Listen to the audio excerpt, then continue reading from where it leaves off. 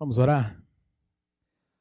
Senhor nosso Deus e nosso Pai, rogamos, ó Deus, a Tua bênção sobre a leitura e, ó Deus, a meditação na Tua palavra nessa noite.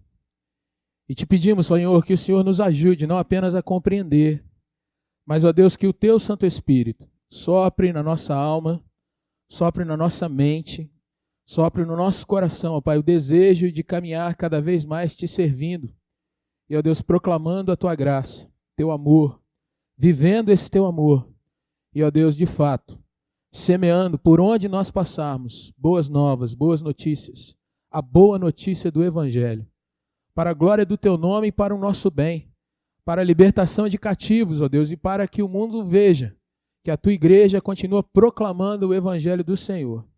Assim nós oramos e Te agradecemos com o perdão dos nossos pecados, em nome de Jesus. Amém, Senhor. Porque eu recebi do Senhor o que também vos entreguei. Que o Senhor Jesus, na noite em que foi traído, tomou o pão e, tendo dado graças, o partiu e disse: Isto é o meu corpo que é dado por vós, fazei isso em memória de mim. Por semelhante modo, depois de haver ceado, tomou também o cálice, dizendo: Este cálice é a nova aliança no meu sangue. Fazei isso todas as vezes que o beberdes em memória de mim. Porque todas as vezes que comerdes este pão e beberdes o cálice, anunciais a morte do Senhor até que Ele venha. Amém. Meus irmãos, esse ano nós teremos como temática o ano da boa notícia, o ano de anúncio, o ano de pregação. Um ano que eu creio que nós vamos sair do templo e vamos usar os meios que o Senhor nos concede e que vai nos conceder também ainda mais para proclamarmos o nome de Jesus como a boa notícia do Senhor para a humanidade. Anunciar libertação para a nossa cidade. Anunciar o Evangelho que de fato quebra cadeias, que liberta pessoas, que salva vidas. E eu quero desde já conclamar a você que comece a trazer para o teu coração um desejo mesmo de orar, de dizer: Senhor, como eu posso ser usado nesse ano? Aonde o Senhor me quer? Aonde, Senhor, eu quero colocar a minha vida para que o Senhor de fato me trabalhe para que eu possa ser usado por Ti, levando a boa notícia do Evangelho. Aliás, a palavra Evangelho significa isso, boas novas, a boa notícia, a mudança da situação de dor para o livramento, onde, Senhor, eu posso ser usado por Ti para isso. E, irmãos, nessa noite, como igreja do Senhor, uma das primeiras questões que pode vir ao nosso coração é, às vezes, nós pensarmos que queremos anunciar coisas boas, queremos levar situação de liberdade, de livramento para muitos perto de nós, mas nem sempre nós mesmos estamos com o coração cheio dessa boa notícia. Tem uma coisa que eu aprendi, é que você não pode dar aquilo que você não tem para outra pessoa. Né? Tem um jargão popular que diz assim, que você não pode pedir esmola com o chapéu do alheio. Né? Ou se alguém te pede alguma coisa, você diz assim: ô fulano, me empresta aqui para eu dar para esse outro aqui agora. Você tem que oferecer aquilo que você tem. Se alguém vai na sua casa e te pede um prato de comida, é lá da sua despensa que você vai tirar. Se você vem trazer seus dízimos, suas ofertas, é de fato das suas economias, daquilo que o Senhor tem colocado, que você coloca na mão dele novamente. Aliás, a Bíblia diz isso, de tudo que o Senhor tem nos dado, 1 Crônicas 29, daquilo que o Senhor tem nos dado, nós te damos novamente, nós oferecemos a Ti. E como falar, irmãos, de boas novas, se às vezes o nosso coração não tem compreendido essas boas novas em nós? E eu queria nessa noite, olhando para a ceia do Senhor e para o texto que Paulo traz, trazer para o meu coração o quanto nós, como povo de Deus, somos sublimes. Eu não sei se você tem essa noção do quanto você é amado, o quanto você é amada por Deus, meu irmão e minha irmã. Eu não sei se você traz na sua alma um sentido do quanto o Deus Todo-Poderoso, o Criador de todas as coisas, o quanto Ele olha para você e fala assim: é meu filho, é minha filha. como eu me alegro em ter essa vida no meu reino. E aqui já chutando a canela de alguns, né? Não é porque você é raridade. Não é porque você é alguém que Deus olhou e falou assim, esse é especial, maravilhoso, tem a voz do canalha, então vou chamar para o céu. Não é isso. Deus chamou cada um de nós porque Ele nos amou enquanto nós éramos ainda pecadores, inimigos dEle, voltados contra Ele. Romanos traz essa palavra. E o apóstolo Paulo ali ainda diz, pode ser que quando a gente acha alguém justo, digno, a gente até faça alguma coisa por essa pessoa. Mas Deus prova o seu amor para conosco pelo fato de ter Cristo Jesus morrido por nós, sendo nós ainda inimigos do Senhor, avessos a Deus. Então não é porque você é bonzinho que Deus te ama. Não é porque você é legal, joinha. Mas é porque Deus te ama a despeito de você, que você pode começar a pensar o quanto você de fato tem valor diante do Senhor. Queria te trazer, à luz desses versículos, 3 questões, irmãos, que vão nos ajudar a daqui a pouco, quando nós celebrarmos esse momento de ceia, se o Espírito Santo do Senhor tocar no teu coração nessa noite, você ter um senso de gratidão enorme. Você ter de fato uma palavra de louvor que vai além das canções, mas flui de um coração que entende quem é na presença de Deus. Quando a gente se entende, quando a gente se vê e pensa assim, Deus me ama tanto assim, a ponto de realizar essa obra por mim. Irmãos, quando a gente tem isso no nosso coração, a gente de fato vive uma vida que é de fato diferente dos demais. A gente carrega no nosso coração um senso de louvor, de adoração, de gratidão, que vai além das circunstâncias. Como um cântico que a igreja cantava muitos anos atrás, eu não olho circunstâncias, eu olho o seu amor, eu não me guio por vistas, eu alegre sou. Porque eu entendo quem eu sou na presença do Senhor. Olhe para o seu texto, porque Paulo está no meio de um momento de exortação pesada para a igreja de Corinto. Aliás, igreja de Corinto, se quer um exemplo de igreja tensa, é essa igreja. É a igreja onde você vê cartas do Novo Testamento com o seu teor mais pesado. Onde o apóstolo Paulo tem que gastar mesmo na tinta para dar muitas exortações àqueles irmãos. Várias delas por partidos, por pecados, por uso de dons de forma equivocada, exagerada, por ser uma igreja que às vezes está se assoberbando, se achando, porque tem muita coisa acontecendo ali, e de fato tinha. E aqui não é diferente.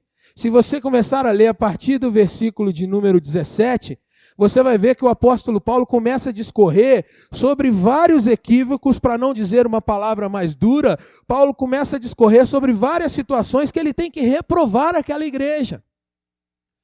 E ele vai falar então, olha, quando vocês se juntam para cear, o negócio fica feio demais.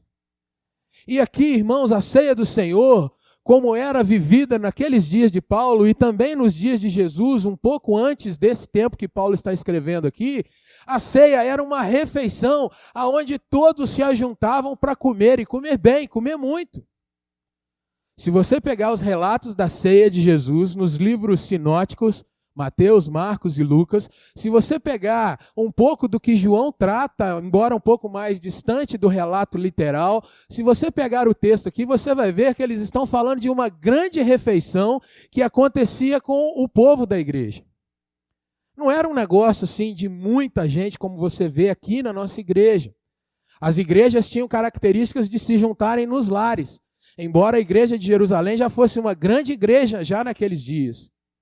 Mas o fato é que o pessoal se assentava e as refeições eram servidas e o povo comia.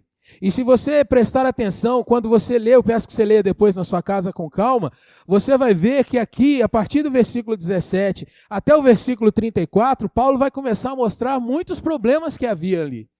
E aí, ele, de uma forma resumida, ele diz o seguinte: olha, quando vocês se juntam para comer, tem gente que voa mesmo na comida. E come, que não tem mais aonde parar. Parece que não tem o que comer dentro de casa. E aí ele diz assim: a igreja não é lugar onde você vai se fartar. Esse é o momento que nós estamos celebrando algo diferente. E ele chega a dizer: quem não tem realmente o que resolver, versículo 34, vai para sua casa, lá você come, porque não é para esse propósito que vocês estão se reunindo. Ele também diz: olha, tem gente que bebe até entornar e o negócio fica feio, porque além da pessoa ficar ruim de beber, começa a dar mau testemunho. E aí ele diz: tem gente que fica sem comer por causa disso. Tem gente que não consegue experimentar desse momento sublime. E aí, irmãos, nesse período que nós lemos, dos versículos 23 a 26, ele mostra que a refeição, que era um ato físico, onde havia a alegria, a comunhão, havia o fato de um irmão olhar para o outro, para poder dizer que coisa boa que a gente está aqui como igreja, celebrando, ceando. Aí ele começa a mostrar, mas tem um caráter espiritual nisso que não pode ser esquecido. Não pode ser deixado de lado. Vocês não estão entendendo, enquanto vocês se juntam só para festejar, vocês precisam trazer à memória o que isso significa a nível espiritual. E aí, irmãos, exatamente como a igreja dos nossos dias deve fazer, Paulo começa então a descrever para aqueles irmãos o que aconteceu naquela última refeição que Jesus celebrou com seus apóstolos. E é interessante que se você pega o versículo 23, as primeiras palavras, Paulo mostra o quanto ele é igual a nós nesse sentido. Paulo não celebrou aquela ceia com Jesus. Pelo contrário, Paulo recebeu por revelação do próprio Cristo o que aconteceu naquela noite. E isso nos iguala. Porque Paulo está mostrando fidelidade ao relato que ele havia recebido de Cristo. Eu recebi do Senhor aquilo que eu vos entreguei. O que eu estou escrevendo para vocês é exatamente o que Jesus me ensinou sobre o que aconteceu naquela noite. E uma marca da fidelidade da igreja dos nossos dias é exatamente a celebração correta dos sacramentos. Nós não podemos inventar alguma coisa sobre isso aqui. Nós não temos essa autoridade, não temos essa necessidade, não temos esse padrão. O que nós recebemos da palavra revelada, que é a Bíblia Sagrada, assim nós entregamos para esse mundo. E essa, irmão, irmã, é a primeira questão que eu gostaria de trazer ao teu coração nessa noite, para que você comece a pensar no que você pode oferecer às pessoas, a boa nova que você pode oferecer às pessoas. A igreja, ela traz com a Santa Ceia um relato da fidelidade eterna do Senhor, que persiste e vai continuar persistindo, porque de fato ela é eterna. Eu recebi do Senhor aquilo que eu vos entreguei. O que isso significa, meu irmão? A ceia é anterior ao apóstolo Paulo. Não foi ele quem criou. E é bonito nós observarmos que o que acontece com Cristo naquela última noite com seus discípulos é exatamente Jesus mostrar para eles o significado de algo espiritual que ele estava trazendo para os seus discípulos, mesmo celebrando algo no meio físico, no meio natural, como estava acontecendo naquela noite. Jesus se juntara com os seus apóstolos, com os seus discípulos, para celebrar com eles a Páscoa. Ali, eles estavam celebrando algo que acontecera mais ou menos 1.200 anos antes daquele momento. O dia em que o Senhor mandou para que Moisés fizesse um cozido, fosse um animal morto, o sangue daquele animal fosse aspergido nos umbrais da porta, sobre e nas laterais das portas, e ali naquela noite haveria de passar o anjo da morte sobre toda a terra do Egito, mas na casa aonde havia sido aspergido o sangue daquele cordeiro, não haveria a entrada do anjo da morte. Jesus chama os seus discípulos e diz: hoje nós vamos celebrar pela última vez esse sentido de Páscoa. Porque doravante vocês vão celebrar, trazendo isso à sua memória, será um memorial, celebrem sempre assim, a partir de agora em diante, que um cordeiro, em definitivo, foi morto pelos seus pecados. e o anjo da morte nunca mais visitará vocês. Quando nós vivemos num tempo, irmãos, em que as pessoas se cercam de símbolos ocultistas, fazem tatus com o olho de Horus, depois você pesquisa sobre o que isso significa, mas pessoas que desenham no seu corpo um olho que tenta lhes proteger do mal olhado. Quando nós vivemos num tempo em que as pessoas fazem das maiores mandingas, colocam coisas atrás da porta, colocam certas pedras com determinadas cores, acendem algumas coisas querendo trazer proteção e prosperidade para os seus dias, nós podemos dizer para as pessoas: olha, o Deus Criador e Todo-Poderoso, Ele trouxe para você algo que pode te libertar definitivamente desse seu medo, dessa sua superstição, dessas questões que te incomodam, que te machucam, que afligem a tua alma. E eu trago boa notícia para você: Jesus morreu para que você tivesse vida e vida abundante. Eu recebi do Senhor o que eu também vos entreguei. Quando o apóstolo Paulo traz essa questão, meus irmãos, ele está mostrando para aquele povo em Corinto que mais do que pensar na comida física, mais do que as disputas, como muitas vezes nós vemos até em situações que acontecem na igreja, né? Ele está dizendo para aquele povo: olha para a realidade espiritual que te cerca. Olha para aquilo que espiritualmente é verdade, é presente na sua vida. E o texto, meu irmão, vai nos mostrar agora como ele explica o que acontece, o que tem de tanto valor naquele sacramento. Ele vai mostrar assim: o Senhor Jesus, na noite que foi traído, tomou o pão, deu graças, partiu esse pão e disse: isto é o meu corpo, que é dado por vós, fazei isso em memória de mim. Por semelhante modo, depois de haver ceado, tomou também o cálice, dizendo: este cálice é a nova aliança no meu sangue. Fazei isso todas as vezes que o beberdes em memória de mim. E aqui, irmãos, eu quero me alongar um pouco mais, trazendo para nós o que é a ceia do Senhor para as nossas vidas. Quando você está frequentando a classe dos nossos irmãos, presbítero Marcelo, presbítero Fortunato, nosso irmão Rafael Miranda, você aprende ali que a Santa Ceia é um sacramento. E a palavra sacramento não existe na Bíblia. Na realidade, ela é uma tradução de uma palavra grega, a palavra mysterium, da onde você tem mistério, daquilo que vem do oculto para o esclarecido. E essa palavra sacramento, ela foi usada na tradução da Vulgata, a Bíblia, a primeira linguagem da Bíblia escrita no latim. O Jerônimo, lá no século VIII depois de Cristo. Mas o primeiro sentido dessa palavra, mysterium, sacramento, significava uma espécie de juramento que os soldados faziam diante do seu comandante, mostrando para eles que eles eram fiéis na luta, nas disputas, houvesse o que houvesse, eles seriam soldados fiéis. Era um sacramento, era um juramento. Era uma palavra dizendo: olha, o que houver está feito. Eu pertenço a esse corpo. Eu sou um lutador desse corpo. Eu serei fiel. E com o passar dos anos, essa palavra, irmãos, foi mostrando também aquilo que Jesus então lhes diz naquela noite, quando eles dizem assim: olha, eu sou fiel para com vocês, para em substituição àquele cordeiro que foi entregue lá atrás, eu coloco o meu corpo, a minha vida em favor de vocês, o meu sangue, aquilo que foi aspergido lá atrás, agora adquire o sinal de uma nova aliança, não a aliança em torno de sangue, de bodes, de cordeiros, mas enfim, a aliança como nós cantamos aqui em cima do Cordeiro Santo. Agnus Dei foi o que nós cantamos aqui, Cordeiro de Deus. Essa é a nova aliança no meu sangue.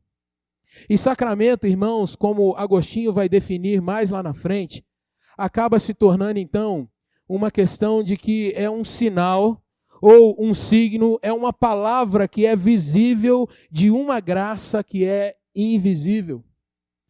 Ou seja, quando você come desse pão, que é algo tão simples, tão singelo, quando você toma do cálice, um cálice pequeno, algo realmente que você sabe que é apenas um símbolo, você está numa forma física natural, real, tangível, demonstrando algo que acontece no invisível, espiritual, algo que Deus administra sobre a sua vida. Um selo visível de uma graça invisível. E o que isso significa de uma forma ainda mais decorrente que nós podemos trazer para as nossas vidas? Quando nós nos ajuntamos para celebrar a ceia do Senhor, irmãos, nós estamos aqui como comunidade, ou usando alguma coisa que a gente vê nos nossos dias, com unidade, de uma forma visível, declarando algo que acontece no invisível. A ceia do Senhor, ela é um sacramento, ela é um juramento, ela é realmente algo que nós podemos trazer para o nosso coração, que é uma obra do Senhor nas nossas vidas. Diferentemente, irmãos, da nossa antiga igreja, a igreja romana, a ceia do Senhor, ela não está entre 7 sacramentos. Nós, na igreja protestante, possuímos 2 sacramentos apenas. 2 formas visíveis de mostrar graças invisíveis.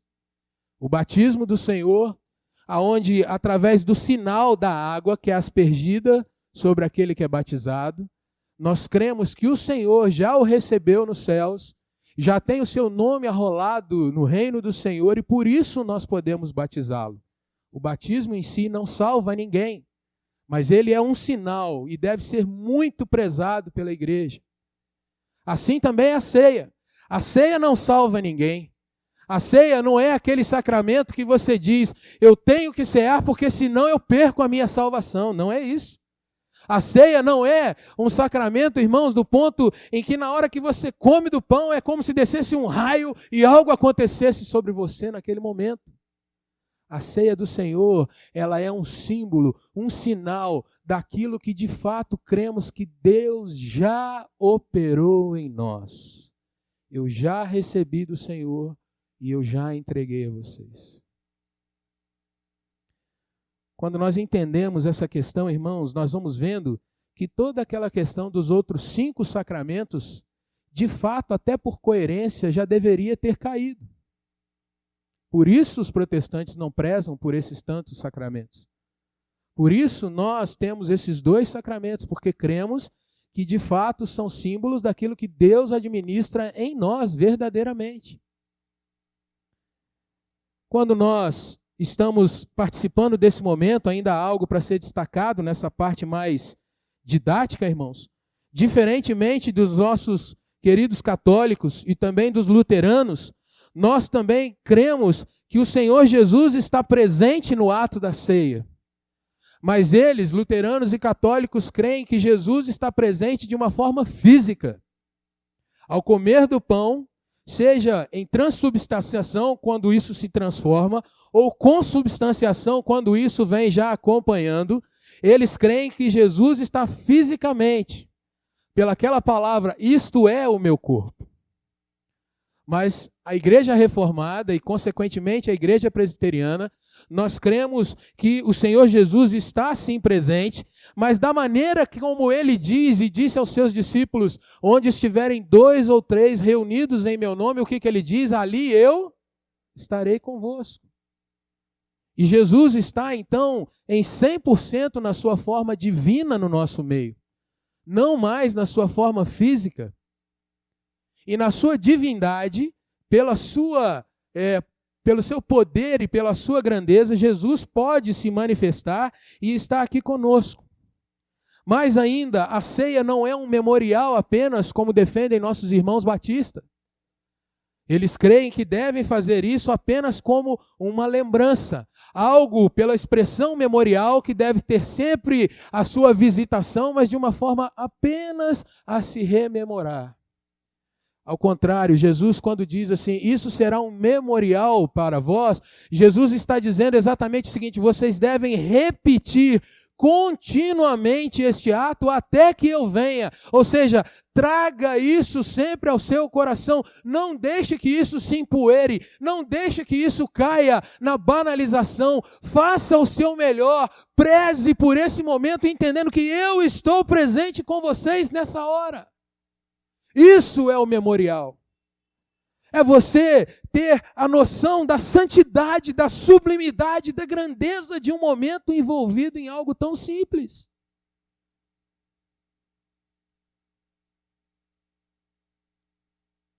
Quantas vezes, irmãos, nós deixamos de participar de algum sacramento porque entendemos que aquilo é uma repetição. Hoje não tem. Vai ter domingo que vem. Quantas vezes, irmãos, nós perdemos a noção do quanto é santo esse momento do culto ao Senhor. Aliás, o culto inteiro é santíssimo. Mas quantas vezes nós tratamos de uma forma tão banal algo que o próprio Jesus disse, isso é o que ele disse? O meu corpo. E aqui cabe você pensar nessa questão de corpo.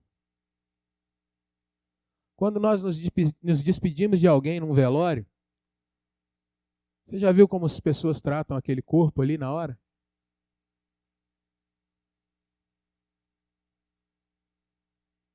Não pode deixar cair. Eu sei que a gente não para pensar, né? Os entes queridos mais próximos estão ali entendendo que é a última vez que vão ver aquela pessoa que amam tanto.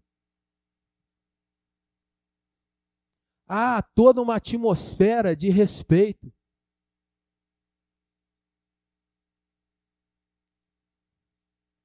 Mas eu queria trazer você para se inteirar de como muitas vezes nós olhamos para isso aqui e às vezes nós pensamos que não há tanto valor assim.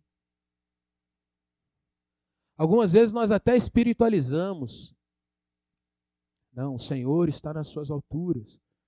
Né? E é aquela espiritualidade, irmãos, que eu vou te falar, ô dureza.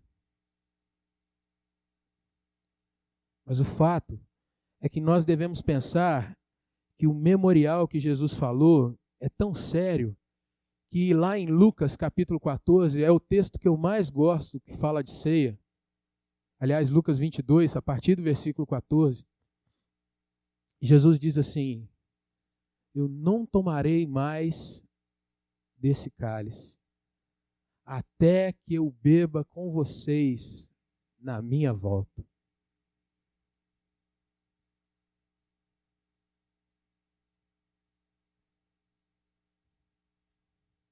Nunca mais.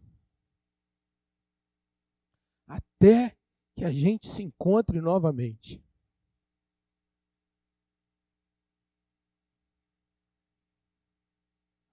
A ceia, ela deveria encher o nosso coração com o sentido, irmãos, de que o Deus homem falou conosco, de que cada vez que nós estamos celebrando, é menos uma até a volta dele. O Deus homem falou conosco que ele, assentado à direita de Deus Pai, está nos aguardando a cada dia.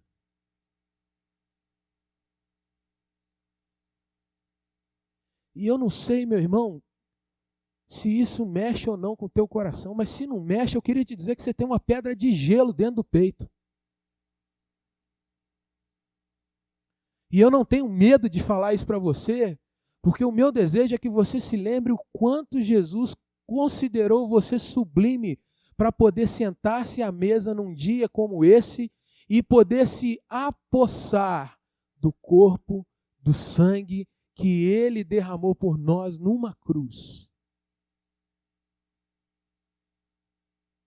Talvez seja por isso, irmãos, e eu falei isso semana passada no sermão, que muitas vezes nós não carregamos boas novas para as pessoas. Porque talvez as boas novas que nós queremos ouvir não sejam boas novas de fato.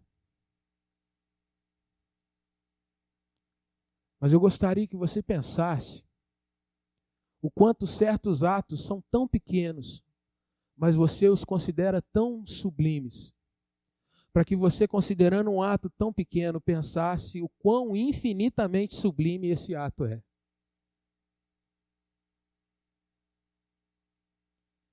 Nós vivemos em dias em que as pessoas medem a grandiosidade das coisas, ou pelo número de foguetes que é solto, ou pelo quanto de dinheiro foi investido, ou pela roupa que nós estamos utilizando naquele dia, ou pelo nível acadêmico, ou profissional, ou social com quem nós estamos vivenciando tal coisa.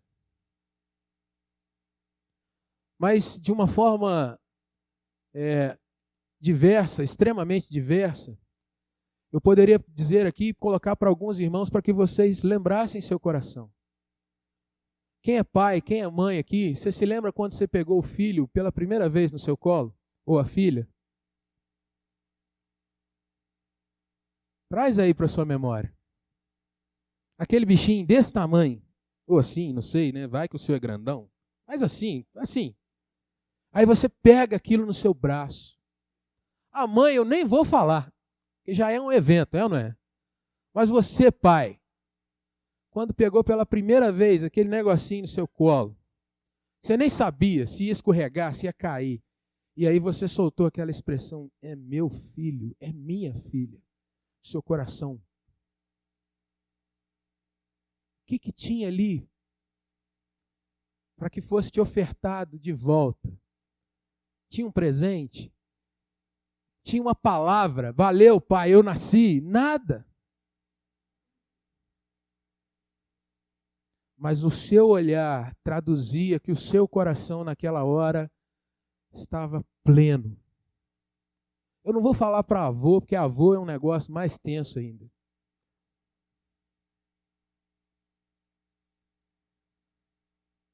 Agora pensa, meu irmão, minha irmã, quando você está no seu momento mais íntimo com seus filhos em casa, agora entra as mães também, voltaram.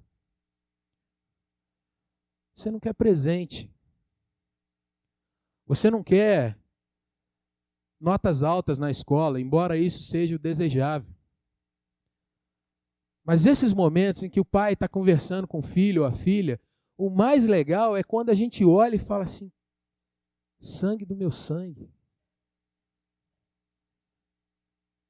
O esposo e a esposa, quando se olham e falam assim, nossa história está sendo escrita juntos. Irmão, irmã, não é coisa que aconteceu, que foi colocada, mas é você entender que é a figura do outro ali contigo.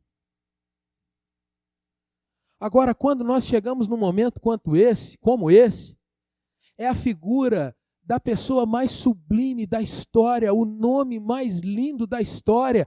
E, de fato, irmãos, entender que esse glorioso nome vem para estar conosco, mas ainda, diferente da criança que nasce, diferente do esposo ou da esposa, do filho já mais velho, que podem oferecer alguma coisa que a gente goste ou não, esse que é todo poderoso, ele nos concedeu um nome novo, ele arranca de nós todo o peso do pecado, ele traz sobre nós, irmãos, um nome eterno escrito no livro da vida, ele traz sobre nós a sua glória, ele tira os medos que às vezes a gente anda carregando pelas ruas, ele nos dá plena liberdade de dizer, Deus me ama!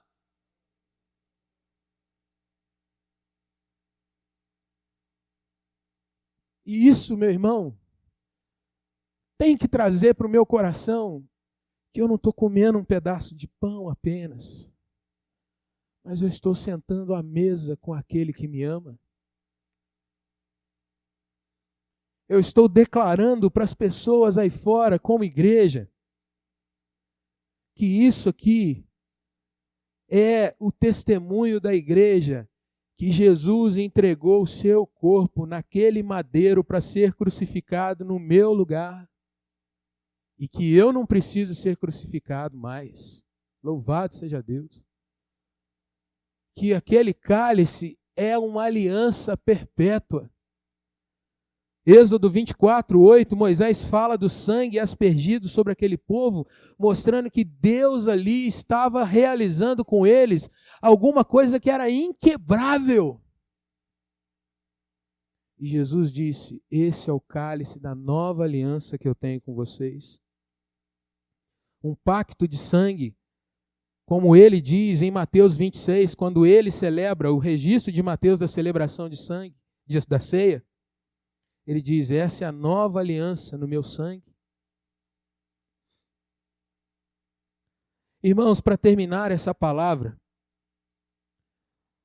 a ceia, então, ela mostra no seu caráter que é anterior a Paulo, que é anterior a nós. Ela mostra o sentido, em primeiro lugar, do quanto Deus nos amou antes de nós mesmos. E semana passada nós falamos sobre o amor providencial, a providência de Jesus. E eu posso, cada vez que eu sento para cear com meu irmão ou minha irmã, trazer isso ao meu coração. Jesus me amava muito, muito, muito antes de eu nascer. Como o apóstolo Paulo diz, escrevendo aos Efésios, no capítulo 1, versículo 4, muito antes, o Senhor estabeleceu, elegeu, escolheu a minha vida para estar aqui nessa noite com você para celebrar a ceia do Senhor. Escolheu a sua vida para estar aqui nessa noite, para que como igreja nós celebrássemos essa ceia. Providência divina. E o que isso significa, meu irmão, minha irmã, traz como consequência? Uma das consequências que eu acho mais fantásticas é que se Deus já tinha tudo decidido, tudo escolhido, e se Deus não é pego de surpresa de forma nenhuma, irmão, irmã, qualquer situação que eu esteja passando hoje, ela não tem o seu fim agora, aqui nesse lugar. Entenda, talvez, muitas vezes você tenha perdido a sua esperança por algo que tem acontecido ou que aconteceu, que tem roubado a tua paz. Mas quando eu entendo na providência do Senhor, no cuidado de Deus, na sua eleição, quando eu entendo que o meu Deus tem tudo sob o seu controle, meu irmão, tudo que eu posso ter como conclusão é que o que eu estou passando agora, mas amanhã tem um fato novo para acontecer. Hoje de manhã, conversando com uma pessoa, ela estava feliz porque Deus tinha trazido algo de esperança para o seu coração. Mas algum tempo atrás, ela nesse mesmo coração estava pensando que a sua vida tinha acabado. Receberam uma notícia dura, pesada demais. Mas aquele não era o fim. E se não era o fim, hoje, quando ela começa a ver, Deus está me restituindo a alegria, Deus está me fazendo sonhar novamente, Deus está trazendo ao meu coração, de fato, algo que é diferente do que acontecia antes, mas eu estou vendo novamente a possibilidade de sorrir, a gente pode dizer, é exatamente porque Deus ainda não fechou o que Ele tem para fechar.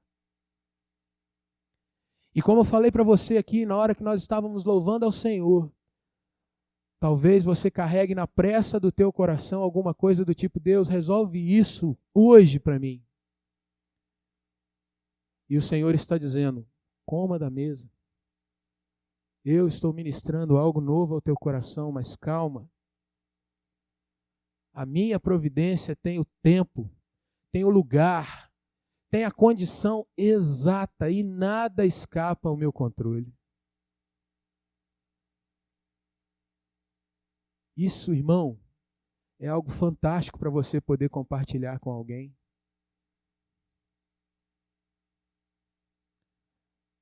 Quantas pessoas oram durante anos pela conversão do marido, da esposa, dos filhos, dos pais.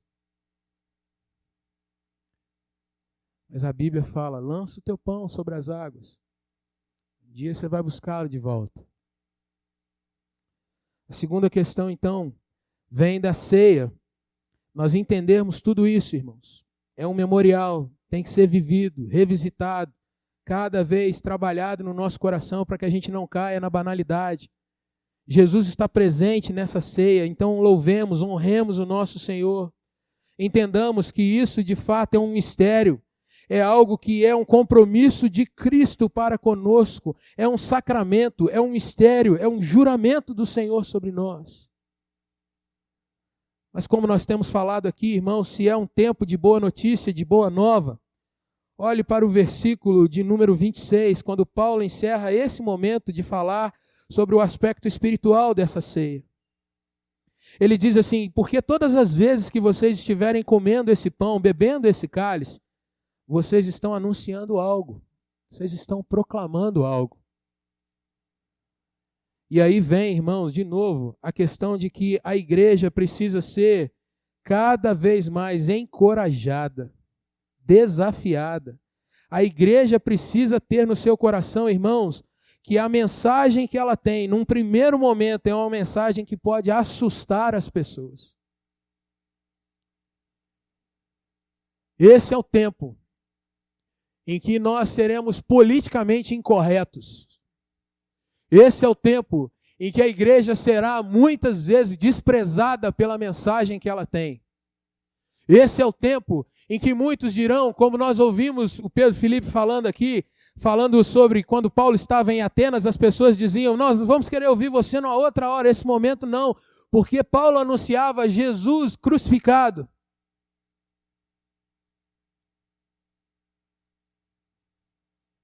E esse é o tempo, meu irmão, minha irmã,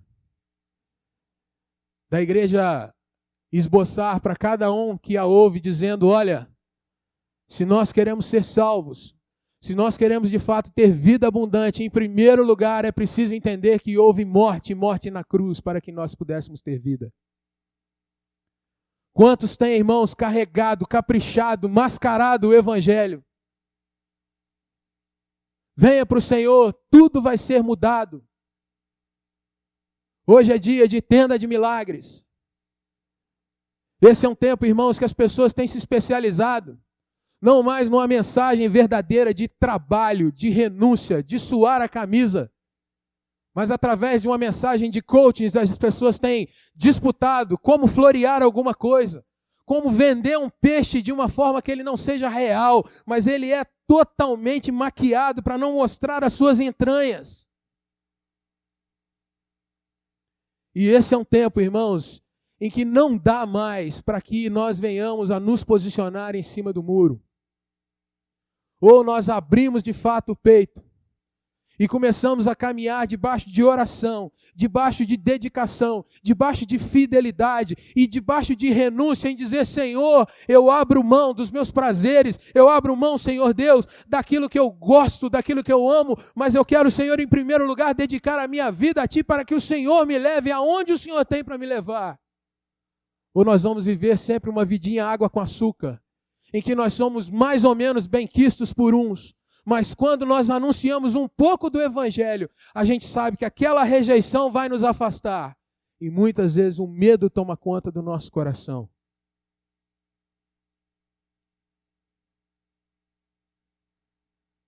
Se você é alguém que assiste televisão, se você acompanhou as festas de fim de ano, o que você mais viu nesses dias foi sincretismo religioso. Demonstração de muitas praias, rios, em que a celebração do Natal, que só tem esse nome por causa de Jesus, foi misturada com a celebração a Iemanjá. Foi misturada com a Rainha das Águas. E as pessoas têm um discurso pronto, de tolerância, de amizade, de companheirismo. Mas aonde está o pregador do Senhor? Que ouve de um apóstolo Paulo dizendo: todas as vezes que vocês estão ceando, anunciais a morte do Senhor, não a morte de uma entidade, não a presença ou a intervenção de algo ou alguém que vem do paganismo, que vem de religiões escusas, que vem de situações que não são aquelas que são reveladas pela palavra de Deus. E eu sei que isso te incomoda. Porque algo difícil é quando a gente está falando de alguma coisa. E estamos num grupo de amigos. E esses amigos nos dizem assim: rapaz, você tem que ser mais moderno. Tolerância, diversidade, ajuntamento. Vai rachar a família de novo? Que intolerância é essa?